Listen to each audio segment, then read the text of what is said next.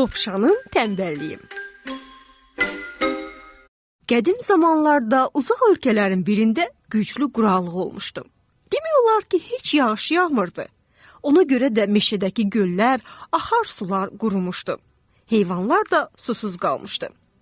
Bir gün susuzluqdan əziyyət çəkən heyvanlar bir yerə yığışdılar. Qərara gəldilər ki, quyu qazsınlar. Təkcə dovşan tənbəl olduğu üçün bəhanə axtarırdı.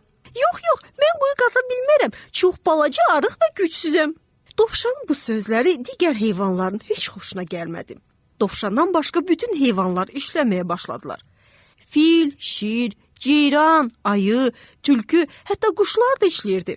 Tənbəl dovşan ağacın kölgəsində uzanıb fikirləşirdi ki, mən işləsəm də, işləməsəm də yəqin mənə bir içim su verərlər.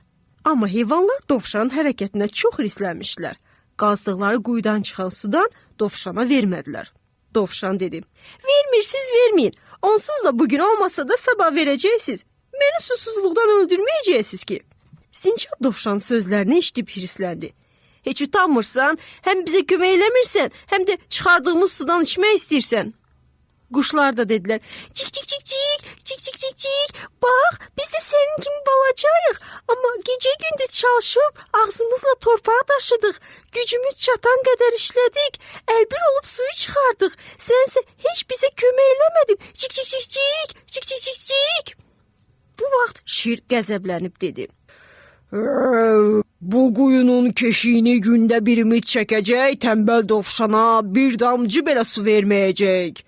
Bugün tülkü quyunun başında növbətçi olacaq.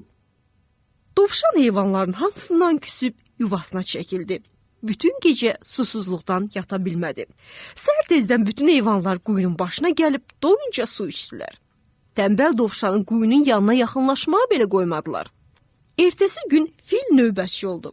Dovşan da fillə çoxdan dost idi. Hamı yatandan sonra dovşan filin yanına gəldi. Fil yorğun olduğundan quyunun başında yatırdı. Dovşan fili oyatmaq istədi. Neynədisə fil oyanmadı. Axırda qulağının dibində bərkdən qışqırdı. Ha! Fil qorxusundan hoppananda quyunun yanındakı torpaq yığınına dəydi. Torpağın hamısı quyunun içinə doldu. Quyu torpaqla örtüldü.